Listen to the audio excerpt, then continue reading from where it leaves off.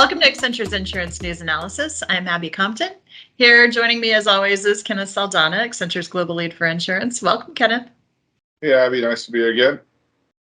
And I'm delighted that we have with us today Tony Steadman, Managing Director with our insurance practice and Client Account Lead. Tony, welcome.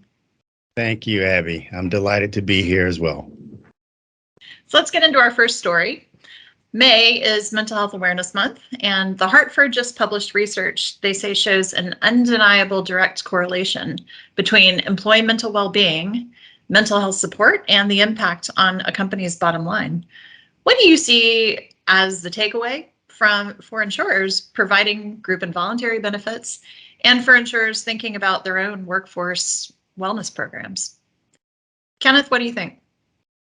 Well, Abby, I think it's a perfect storm on both sides for insurers, and I think it's the perfect opportunity on both sides for insurers. Right? As you said, I think every organization has felt the change in dynamics with the workforce and the need to actually step up what's happening around mental wellness, even connectivity, culture.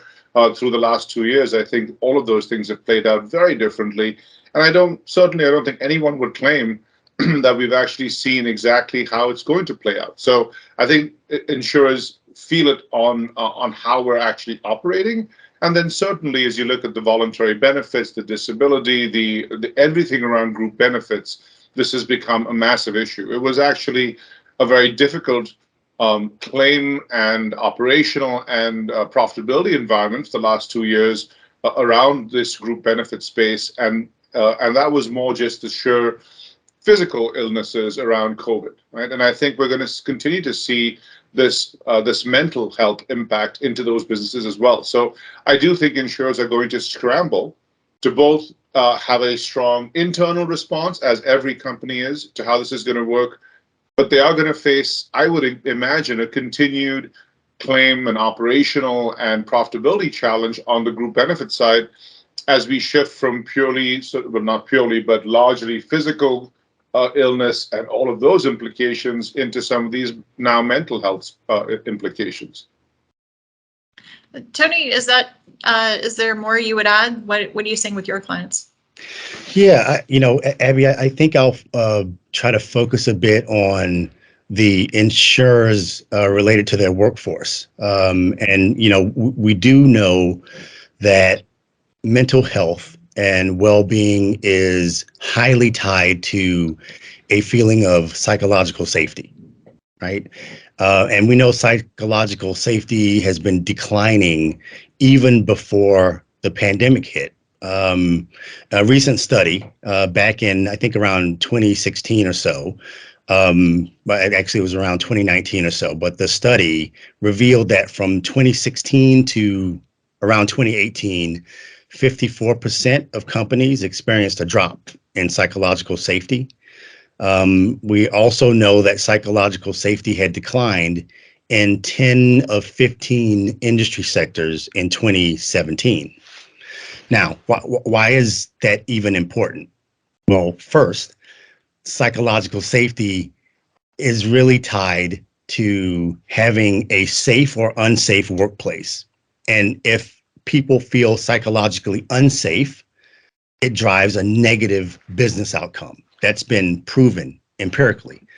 So the converse is true. If you have high trust, if you have a psychologically safe environment, it drives productivity, it drives innovation, it drives higher revenue, greater skills, more likely to collaborate, higher productivity, people feel less burnout, fewer sick days. The list goes on and on. So if insurers want to increase or make better their overall workforce experience, a focus on health and well-being and psychologically safe workplaces is really, really important.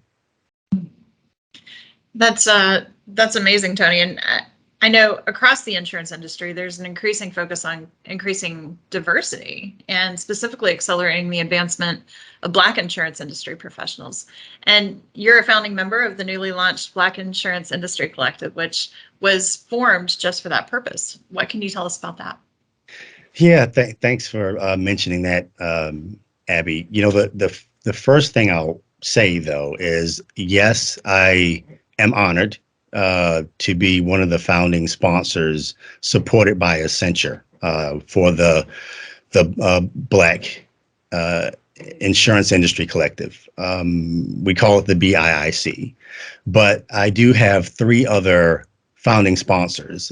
This was really the brainchild of Ivy Kasinga from Chubb and Susan Johnson from the Hartford, and Ronald Reeves from AIG joined this team of four. And the mission is really to empower Black insurance professionals to expand their leadership development opportunities by emphasizing mentorship, sponsorship, and we want to collaborate with other organizations that are also working towards those goals. The initiative was created, as I said, with the leadership of those four, but we also understood that we needed to partner with other organizations in order to accelerate what we were trying to achieve. So on the executive development side, we're going to partner with the University of Virginia Darden School of Business, and they'll provide specialized leadership development programs. And we'll also partner with the institutes, a big industry organization that actually provides the governance and the operating model, and also provided the infrastructure for the 501c6 that BIIC functions under. So we've launched after 2 years in the making. We've had a big press release and we're off and running.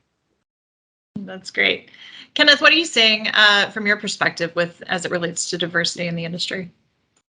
Look, I think we're delighted to have Tony lead this for us with Accenture behind this very strongly. We've, as an organization, made this strong commitment under Julie's leadership to diversity at Accenture, and we certainly see it in the insurance industry as something that every organization is pursuing very strongly right now. I think just to tie back to our initial conversation, Tony, you talk about a sense of well-being and a sense of psychological safety. Along with that, the notion of having the diversity of thought and opinion and input is also something that we've seen has always generated better results, right? And so this is actually, there's a huge social requirement around this, I think, for all of us as just responsible members of business. It is also a business impact that we all very much appreciate, because I think that diversity of population makes a huge difference. And it's across many dimensions. I know that I have a very personal side to this, because my daughter who attends an all-women's college at Barnard is always pushing me to say, well, when are you going to be at Barnard doing a recruiting event? To be fair, she actually says, when are you going to have Julie come to Barnard to do a recruiting event? So I think she's very clear on who she'd like to have at the event. But I think the point remains across all the dimensions on which we look at diversity. It is a social responsibility that I see Accenture as well as other insurers. I see Accenture and insurers pursuing from a social as well as from a clear business outcome perspective. All right. Well, changing gears just a little bit, I'd like to talk about a more technical issue. So CIO ran a feature on cloud in the financial services sector, focusing on the market in South Africa. Insurers there seem to be a bit skeptical about running core insurance business applications in the cloud. What are your thoughts on how cloud is being adopted by insurers of various sizes and in various markets? Tony, what are you seeing? Yeah, Abby, I really do think it's akin to the operating models of the insurers as well as the risk culture of the industry. So just to be, really blunt about it, the industry is migrating to the cloud, but they're migrating to the cloud quite slowly. They're lagging many other industry sectors. They're even lagging where I would see financial services is in general. Banking and capital markets, wealth and asset management, they're migrating to the cloud, I would say, probably way faster than the insurance industry. Now, when you think about core insurance platforms, those are really the last platforms to migrate to the cloud, right? They have migrated some non-core platforms a lot quicker, and they're taking a very pragmatic view on how they actually migrate things to the cloud.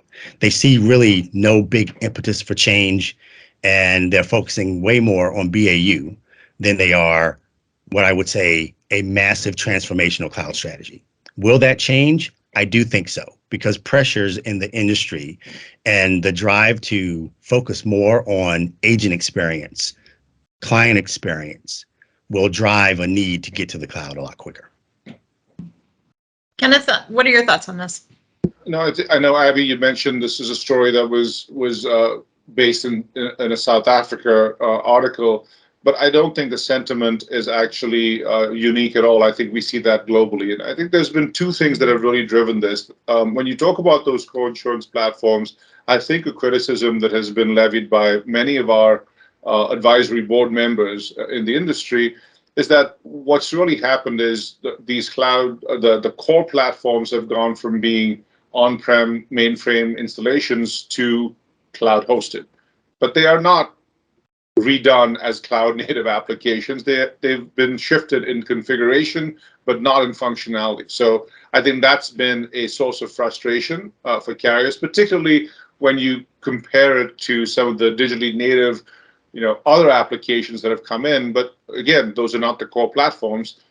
So that's one criticism. And I do think, as Tony mentioned, there is a big change in the operating model to go from the existing kind of platform models that are on-prem to a consumption model. And I think the economics of that make insurers nervous. They make CIOs nervous because all of a sudden you can't do the depreciation plan and have a very clear sense of how things are going to play out. You have to all of a sudden move into how are we managing consumption? How are we actually getting value for what we're moving into the cloud and doing in the cloud? So I think there has been these two technical concerns raised as the insurers make this migration. On the flip side, I don't think anyone questions the fact that in order to move towards the kinds of products and services that are required in the industry, in order to move away from the tech debt that is currently holding the industry hostage, this has to happen. So it actually may well be a difficult transition,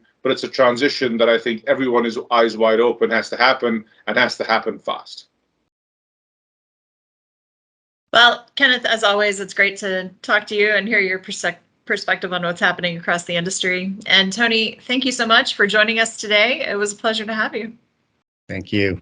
Thanks, Tony. Thanks, Abby.